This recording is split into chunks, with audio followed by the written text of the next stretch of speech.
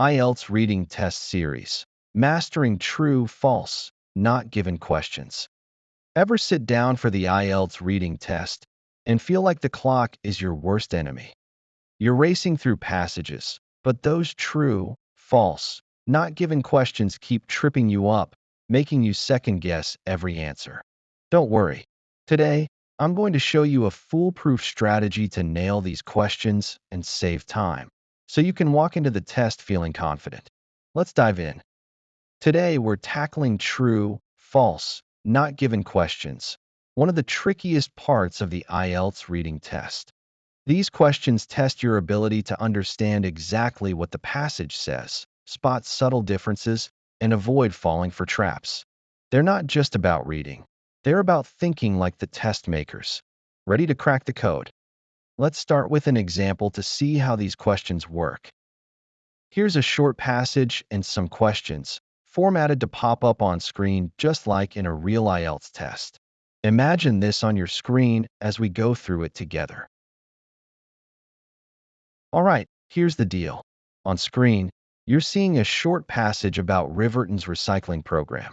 It talks about how the program grew, with stats like 15% of waste recycled in 2020, jumping to 40% by 2024. It also mentions schools educating kids to boost participation. Below that, we've got 3 true, false, not given questions. Let's break down how to approach these. Here's the strategy that works.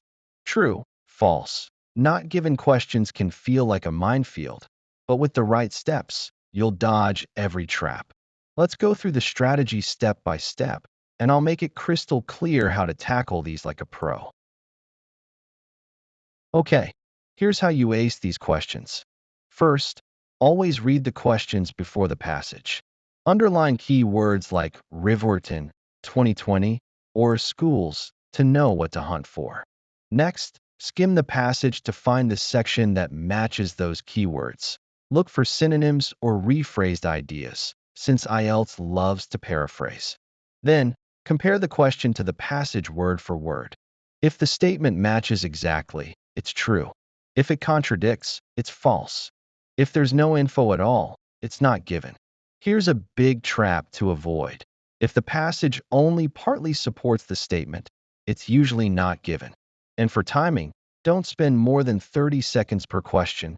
Keep moving. Let's apply this to our example. Let's try the first question together. It says, Riverton's recycling program began in 2020. In the passage, we see in 2020, only 15% of household waste was recycled. Sounds close, right? But here's the trap. The passage only gives a percentage for 2020. It doesn't say the program started that year. So, there's no info to confirm or deny this. The answer? Not given. See how sneaky that was? All right, let's move to the next step. Quick reminder before we continue. If you're loving this strategy and want to crush the IELTS reading test, don't miss out. Hit that subscribe button and turn on notifications so you never miss an episode in this series. Trust me, you don't want to be the one stuck guessing on test day. Let's keep going. Now, let's tackle another question from our example to really lock in this strategy. I'll walk you through my thought process like we're sitting side by side in a coaching session. All right, here's question 2. Local schools have helped increase recycling rates in Riverton. Let's use our strategy. First, I'm underlining schools and recycling rates in the question. Now, I'm skimming the passage for those keywords or synonyms. Here's what I find. Local schools have introduced programs to educate children about recycling, which has increased community participation. That sounds promising. The passage says schools' programs increase participation, and since the passage also mentions recycling rates rising to 40%, it's fair to say schools helped with that. This is a clear match, so the answer is true. See how we connected the dots? Let's do one more for practice. Now for question 3. The recycling rate in Riverton doubled from 2020 to 2024. Let's break it down. The passage says in 2020, 15% of waste was recycled, and by 2024, it was 40%. I'm doing a quick calculation. 15% doubled is 30%, but the passage says 40%. That's more than double, so the statement is incorrect. The answer is false. Easy when you check the numbers, right? All right, ready for a challenge. Now it's your turn. Let's put you in the driver's seat. Below, I'm going to show you a new short passage and two true, false, not given questions. Pause the video, give them a shot using the strategy we just covered, and then unpause to check the answers with me. Here's your challenge. On screen, you've got a new passage about green tea and two questions.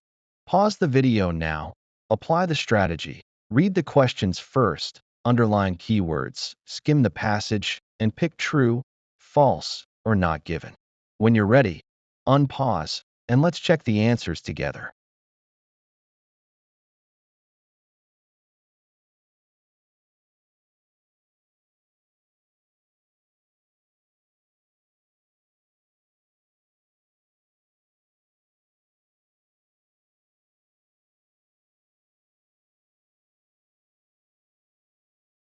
Let's check your answers.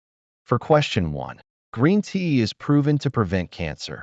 The passage says there's no conclusive evidence it prevents cancer. That directly contradicts the statement, so it's false. For question 2, cafes in Western countries commonly serve green tea. The passage says, many cafes now offer green tea as a standard menu item. That's a clear match, so it's true. How'd you do? If you got them right, awesome job. If not, no stress. Practice makes perfect. Let's wrap up with a quick reminder. You've got this. The IELTS reading test is totally learnable, and with strategies like the one we covered today, you're already one step closer to your target score. Keep practicing those true, false, not given questions, and don't let those traps catch you off guard.